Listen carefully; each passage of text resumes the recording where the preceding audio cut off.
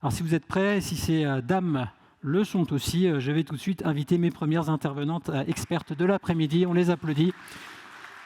Ça va vous bluffer, vous allez voir. Sophie Bourgogne-Petit, Caroline Pellerin. Bonjour mesdames, soyez les bienvenues. Vous avez un plan de table? Soyez les bienvenus. Merci d'être avec nous. Tout va bien? Tout va bien. Souriante, c'est bien. Ça va. Super.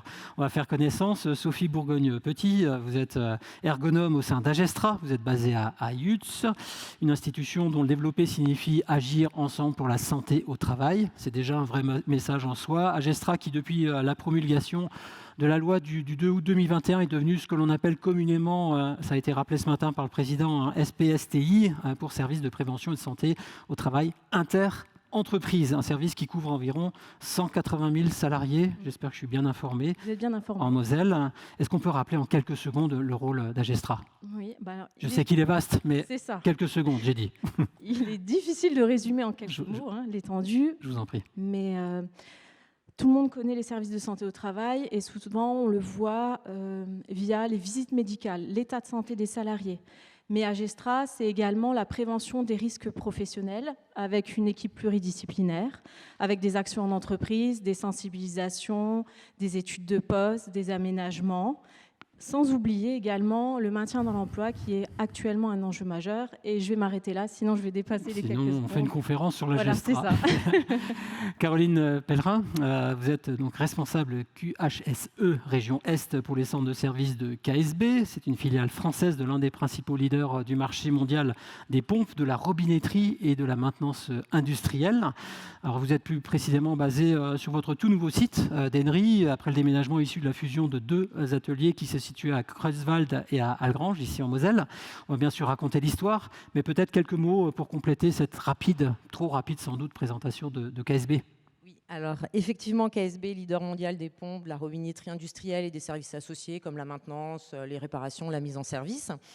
En France, KSB compte 4 sites de production, 17 ateliers de service pour environ 1200 collaborateurs. Que ce soit en habitation individuelle, dans l'industrie, dans l'énergie, dans les musées. Dès qu'il y a un fluide à transporter, KSB est présent. Pour ma part, je m'occupe plus spécifiquement donc, des 3 ateliers de l'Est, Strasbourg, Mulhouse et notre nouvel atelier d'Ennery.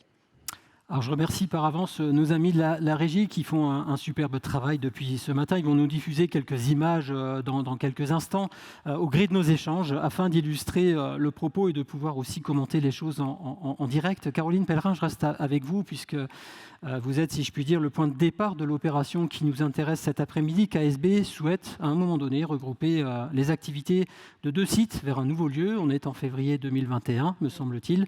Quelle est la démarche que vous enclenchez ? Alors, le départ du projet, c'est qu'on avait donc 2 ateliers en Lorraine, dans le département du 57. 2 ateliers relativement vétustes, avec des activités différentes. Un atelier de réparation de pompes, un atelier de réparation de moteurs. Et on voulait regrouper ces 2 activités dans un atelier beaucoup plus modernisé, qui sera celui d'Ennery. À cette occasion, on a souhaité améliorer les conditions de travail de nos collaborateurs. Tout ça pour le bien-être de nos salariés et pour gagner aussi en efficience et en productivité. Tant pour le personnel administratif que pour le personnel d'atelier, on souhaitait repenser toute notre organisation et trouver un nouveau modèle dans ce nouvel atelier. Donc on a pris contact avec le médecin du travail, Agestra. D'abord à notre médecin du travail, Agestra, qui après missionnera 2 ergonomes. Alors si je comprends bien, vous souhaitez proposer des environnements de travail plus adaptés aux futurs utilisateurs et à leurs tâches, en distinguant 2 phases. En tout cas, c'est ce que j'ai compris, vous me contredirez peut-être, celle liée à la conception et l'implantation des activités administratives, l'autre liée à l'intégration des activités techniques. Donc c'est bien les 2 types de personnel qui ont été traités, si je puis dire. Quelles sont vos principales contraintes à ce stade et comment le projet va-t-il se mettre en place, très concrètement ? Alors nous avions les contraintes d'un bâtiment existant avec des équipements et des machines à mettre en place. Une réelle volonté aussi de faire adhérer l'ensemble de notre personnel à ce projet.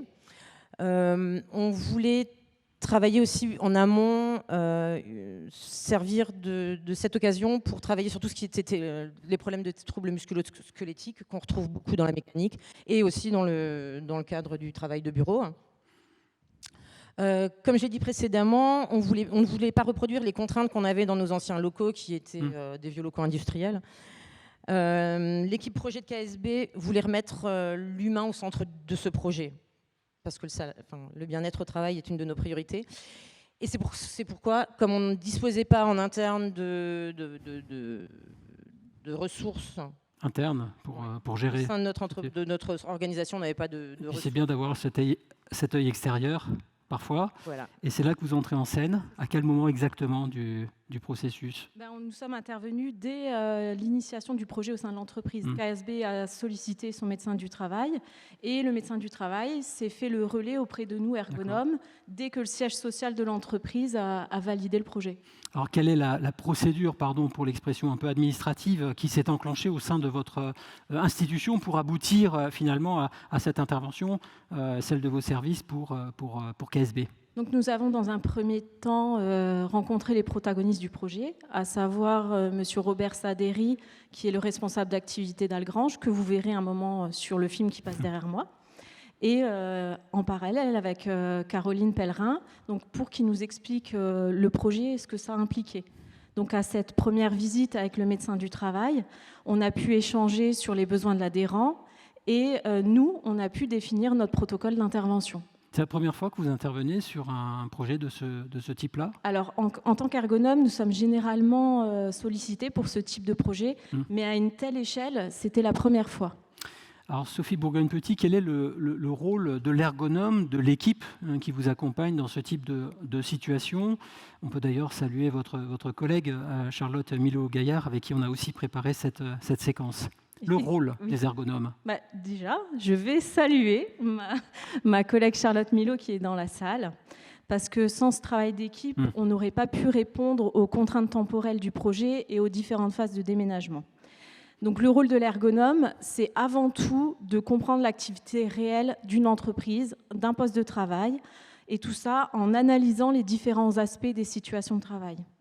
Donc, on peut d'ailleurs citer un ouvrage qu'on utilise régulièrement dans le domaine de l'ergonomie, c'est « Comprendre le travail pour le transformer ». Donc, c'est vraiment ce qui résume notre rôle.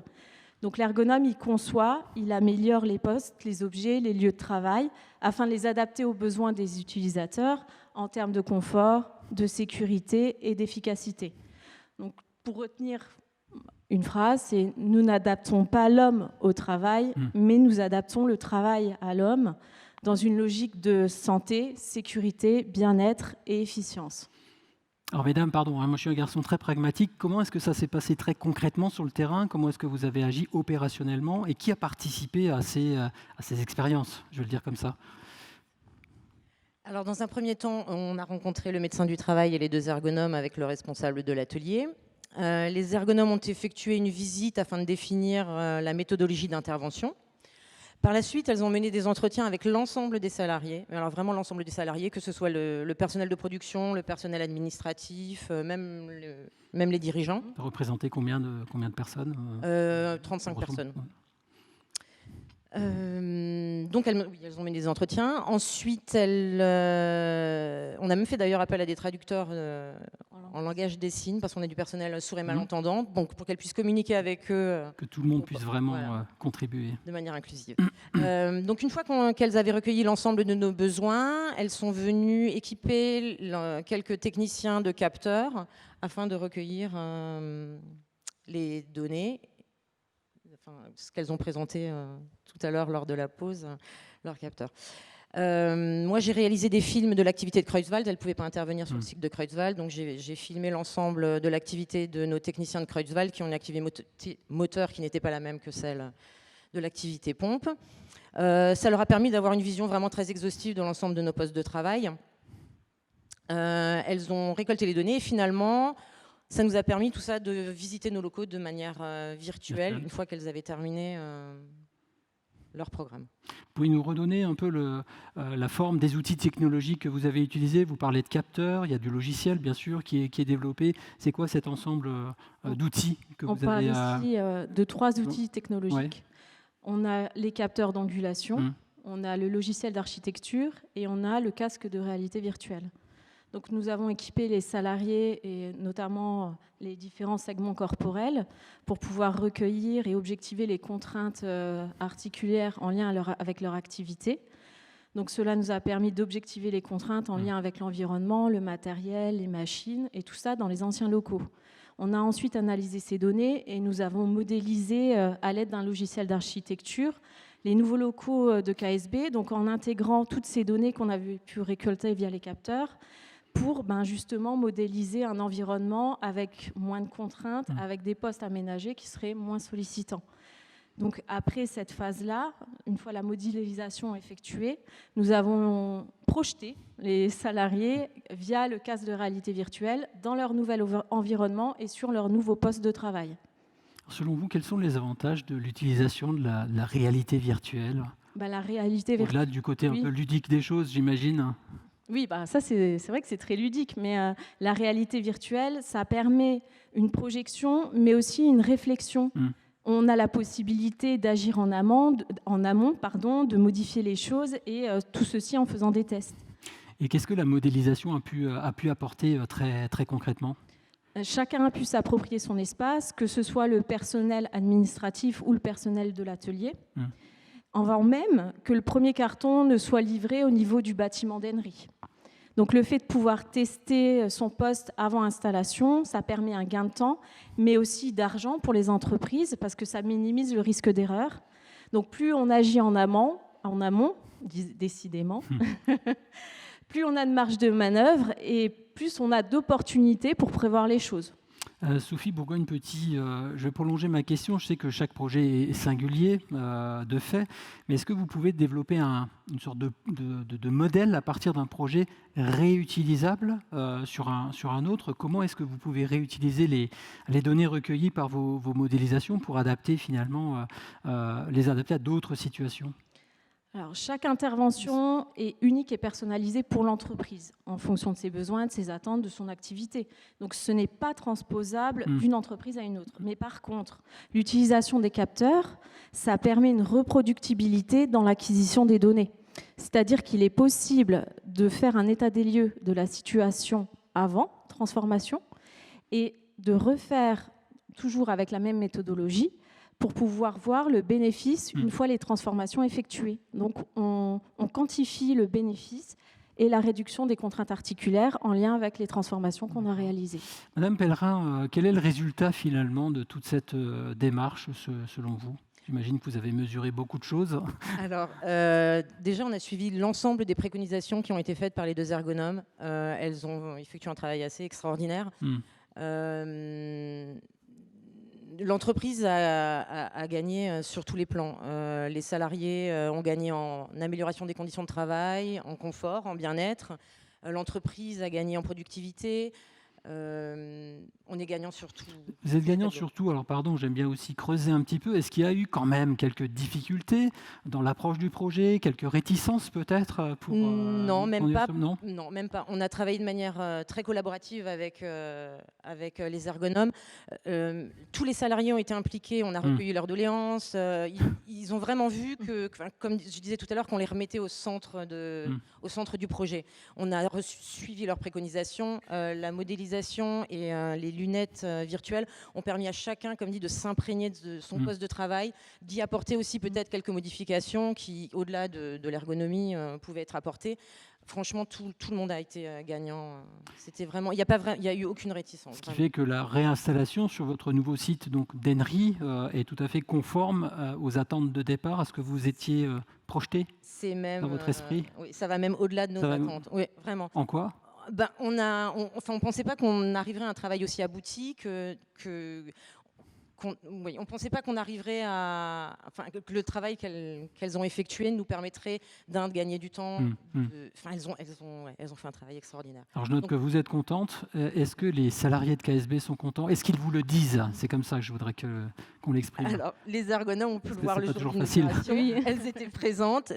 Nos salariés sont vraiment, vraiment contents. Ils ont gagné en confort de travail. On a quand même pas mal réduit tout ce qui est tous les problèmes posturaux qu'on pouvait avoir en termes la majorité de nos employés sont des mécaniciens qui effectuent quand même des tâches répétitives.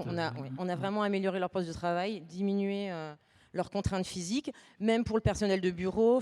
Tout le monde maintenant est installé confortablement avec des doubles écrans, réglables en hauteur, avec des chaises adaptées. Vraiment, franchement, l'ensemble des salariés sont satisfaits. Alors Sophie Bourgogne-Petit, c'est une forme de cas d'école. Comment est-ce que d'autres entreprises, peut-être présentes dans cette agora ici, peuvent-elles bénéficier d'un tel accompagnement? Alors, pour bénéficier d'un tel accompagnement, le principal prérequis, c'est d'être déjà adhérent chez Agestra. Ensuite, c'est de faire appel à votre médecin du travail qui, lui, se fera le relais de votre demande et sollicitera les personnes techniques adéquates pour répondre au mieux à vos besoins. Donc c'est tout simple. C'est tout simple. Il faut appeler. Voilà. Il faut payer sa cotise et appeler. C'est comme ça que je veux dire. Il ne faut pas oublier de payer la cotisation. Je vous taquine un peu. Est-ce que d'autres actions de ce type sont en cours? Oui, avec ma collègue Madame Milo, on a d'autres démarches en cours à plus ou moins grande échelle. On ne peut pas en parler? Non, pas trop. Très bien. Je vous avais dit que j'étais curieux. Qui prend en charge la dimension financière? Ça intéressera forcément notre public. Est-ce qu'il s'agit d'un service finalement rendu dans le cadre de cette adhésion dont vous parliez? Alors, c'est une bonne question, effectivement. Merci. Lors du lancement de ce projet avec KSB, cette intervention, elle était comprise dans la cotisation qui est payée annuellement à notre service. La charge financière donc, pour KSB n'a pas été supportée par KSB de notre intervention. Toutefois, la réforme de 2022 a amené les SPSTI à revoir leur offre de service et à proposer notamment une offre complémentaire pour certaines prestations. Et ainsi, à ce jour, Agestra travaille encore sur la mise en place de cette offre complémentaire. Et je ne peux pas vous dire si ce type de prestation sera ou non comprise dans son offre socle, comme ça a été le cas pour KSB. Affaire en cours, on suivra ça évidemment. Sophie Bourgogne-Petit, un mot peut-être sur le précieux soutien aussi du fonds de dotation Merci. On croise tous les sujets sur lesquels il se positionne, santé, sécurité, bien-être et aussi innovation technologique au service de l'humain.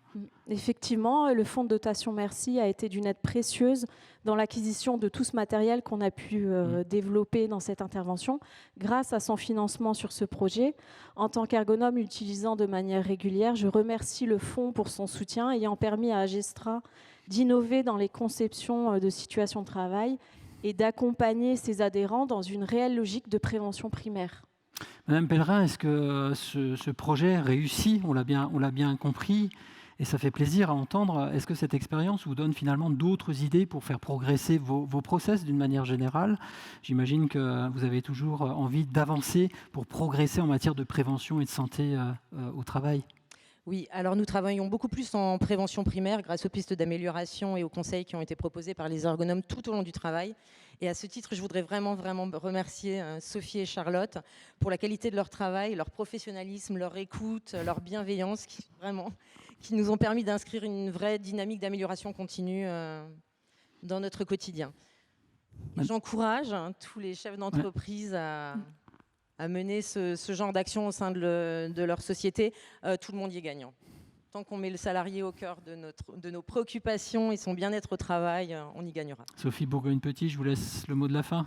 Alors, si j'ai le mot de la fin, moi aussi, je veux remercier Caroline Pellerin, tout particulièrement, ainsi que toute son équipe, qui nous ont réservé un accueil formidable pour mener à bien ce projet pendant de nombreux mois.